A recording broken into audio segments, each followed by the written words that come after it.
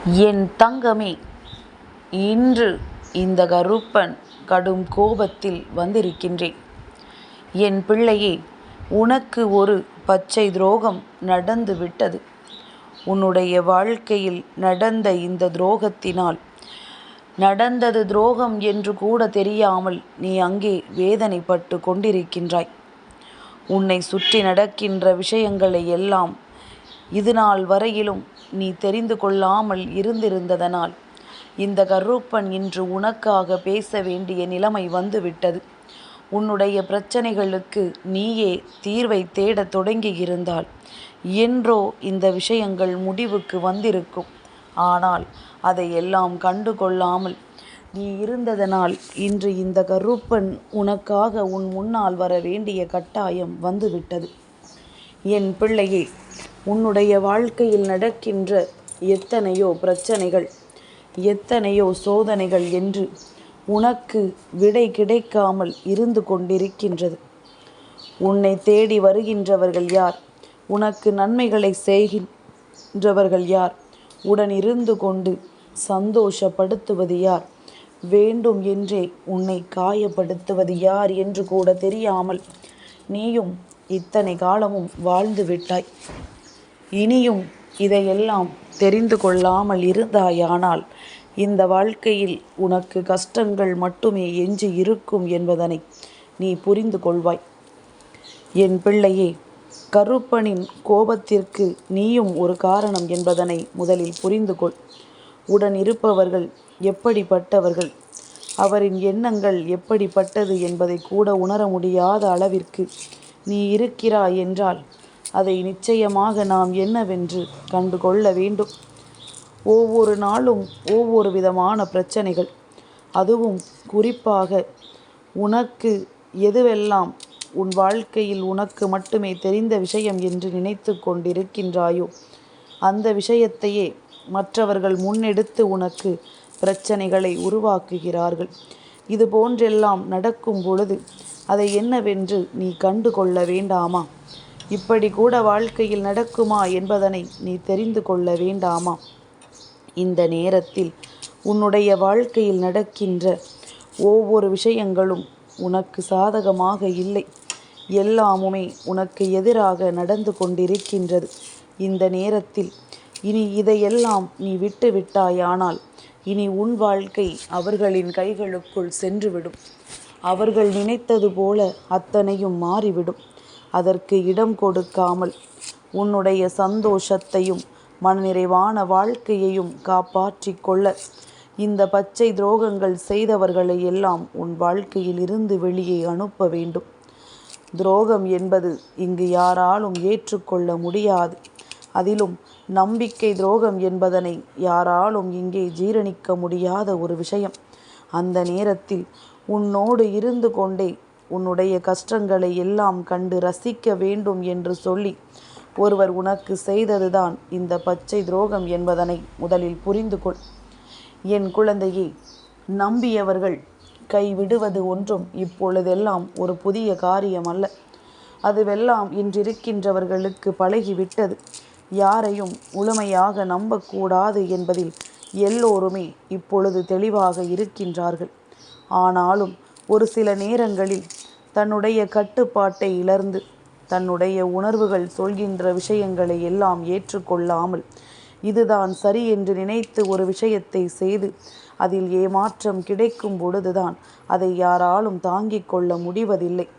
வாழ்க்கையினுடைய யதார்த்தம், மனிதனினுடைய மனம் நிலையற்றது, அது மாறக்கூடியது.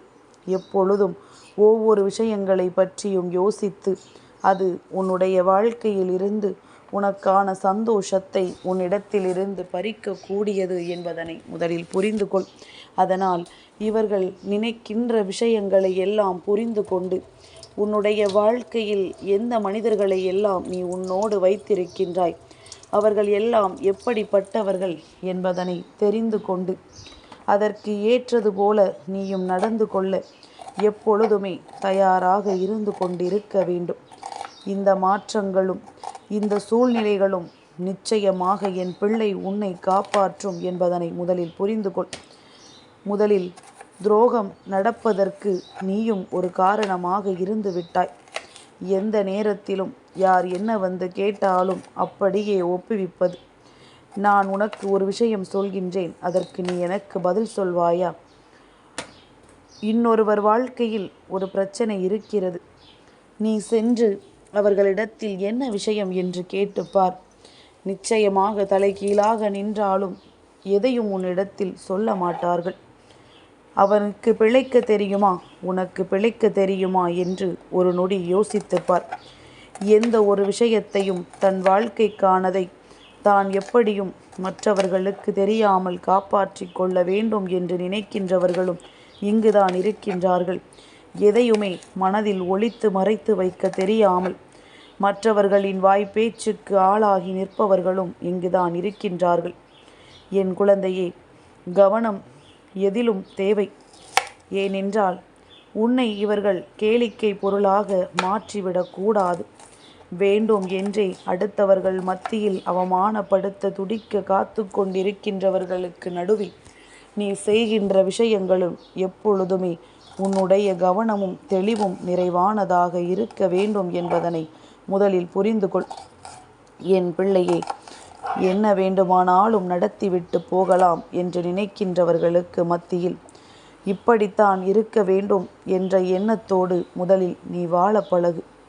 நாம் இப்படி இருந்தால் மட்டும்தான் நமக்கு நல்லது நடக்கும் என்பதனை புரிந்து கொண்டு அதற்கு ஏற்றது போல நீயும் உன் வாழ்க்கையை மாற்றிக்கொள்ள பழகு. நான் இப்படியே தான் இருப்பேன், அவர்கள் என்ன வேண்டுமானாலும் செய்துவிட்டு போகட்டும் என்று நினைத்து வாழ்வதை விட நானும் என்னை மாற்றிக்கொண்டேன் என்று சொல்லி என் குழந்தை உனக்கான சந்தோஷத்தை பெற நீ தயாராக இருக்க வேண்டும். கருப்பன் சொல்லும் பொழுது உனக்கு ஒரு சந்தேகம் வந்திருக்கிறதல்லவா? நீதானே கருப்பா சொன்னாய், எந்த நிலையிலும் தன்னிலை மாறாதே என்று. அதுவும் இதுவும் ஒன்று அல்ல என் குழந்தையே. வேண்டும் என்றே செய்கின்றவர்களிடம் நீ குனிந்து கொண்டே இருப்பாயா? அவர்கள் என்ன செய்தாலும் நீ அதனை தாங்கிக் கொண்டே இருப்பாயா? ஒருபொழுதும் அது போன்ற நிலைக்கு நீ செல்லக்கூடாது. எந்த விஷயமாக இருந்தாலும் உன் அருகில் நெருங்குவதற்கு அவர்கள் யோசிக்க வேண்டும். இதை இவர்களுக்கு நாம் செய்தோமானால் இதன் விளைவுகள் என்னவாக இருக்கும் என்பதனை முதலில் அவர்கள் புரிந்து கொள்ள வேண்டும். நீ என்ன செய்தாலும் பொறுத்து கொள்வேன் என்று இருந்து கொண்டிருக்கும் வரை அவர்கள் செய்வதை செய்து கொண்டுதான் இருப்பார்கள். இப்பொழுது நடந்த இந்த துரோகத்தினுடைய பிரதிபலன் என்னவாக இருக்கிறது தெரியுமா? நீ தொலைத்தது ஏராளம், இவர்களை நம்பி நீ கைவிட்டது ஏராளம். இவர்களின் பேச்சை கேட்டு நீ விலக்கிவிட்ட ஒரு உறவானது எந்த தவறும் செய்யாமல் உன்னை விட்டு விலகி நிற்கின்றது. இவர்களின் சூழ்ச்சிக்குள் நீ சிக்கி இருக்கிறாய் என்று உன் அப்பன் கருப்பன் சொல்கின்றேன்.